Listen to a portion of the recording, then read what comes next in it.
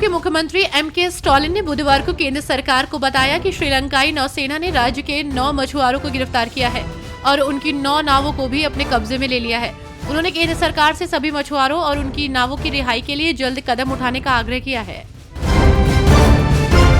UAPA मामले में उमर खालिद की जमानत याचिका पर हाई कोर्ट में सुनवाई हुई। दिल्ली हाई कोर्ट ने फरवरी 2020 में नई दिल्ली में हुए दंगों के पीछे कथित बड़ी साजिश से जुड़े यूएपीए मामले में जेएनयू के पूर्व छात्र उमर खालिद की जमानत याचिका पर पुलिस से जवाब मांगा है।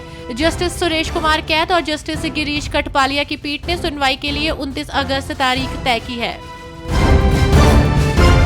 महाराष्ट्र में आगामी विधानसभा चुनावों के लिए महाविकास अघाड़ी ने एक समन्वय समिति के गठन की योजना बनाई है, जो चुनाव से पहले महत्वपूर्ण निर्णय लेने और तीनों पार्टियों के बीच समन्वय स्थापित करने का कार्य करेगी। इस समिति में कांग्रेस की ओर से प्रदेश अध्यक्ष नाना पटोले और विधायक दल के नेता बाला साहब थोराट प्रमुख भूमिका निभाएंगे। दिल्ली ऑटो संगठन के प्रतिनिधियों और ऑटो चालकों ने दिल्ली परिवहन मंत्री कैलाश गहलोत से मुलाकात की, जो कि चर्चा में बनी हुई है। दरअसल इस दौरान उन्होंने अपने मुद्दे रखे, जिस पर गहलोत ने कहा कि उनकी समस्याओं को जल्द ही सुलझाया जाएगा। परिवहन मंत्री ने कहा कि अरविंद केजरीवाल सरकार ने ऑटो चालकों को कई प्रकार की राहतें दी है। चालकों ने इस दौरान केजरीवाल सरकार के कामकाज की जमकर तारीफ की।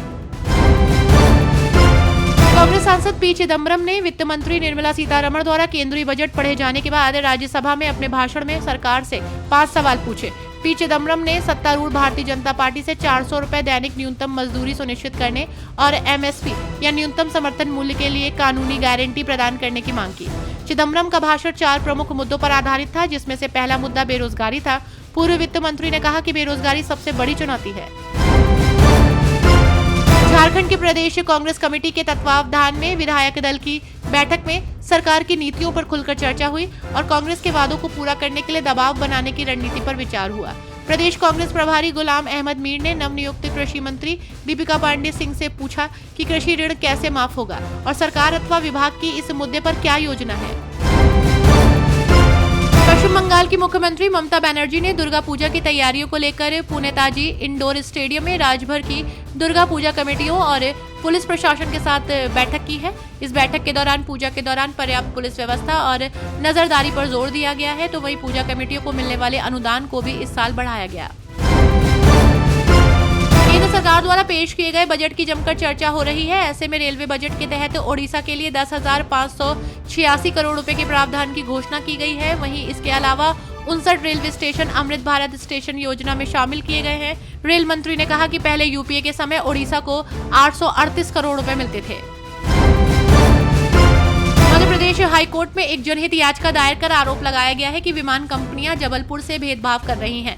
याचिका पर सुनवाई के बाद हाईकोर्ट ने देश की 4 प्रमुख विमानन कंपनियां air India, Indigo, spice jet और आकाशा एयरलाइंस को ईमेल के माध्यम से नोटिस भेजने के निर्देश दिए हैं। छत्तीसगढ़ विधानसभा में साय सरकार का प्रथम अनुपूरक पारित हुआ। आपको बता दें कि इस बार के बजट में नक्सल प्रभावित क्षेत्रों, हेल्थ सेक्टर, शिक्षा समेत सभी जरूरी क्षेत्रों के विकास पर जोर दिया गया। तो वहीं बंद हो चुकी मुख्यमंत्री तीर्थ यात्रा योजना फिर से शुरू होने जा रही है। इसका बजट भी बढ़ा दिया गया है।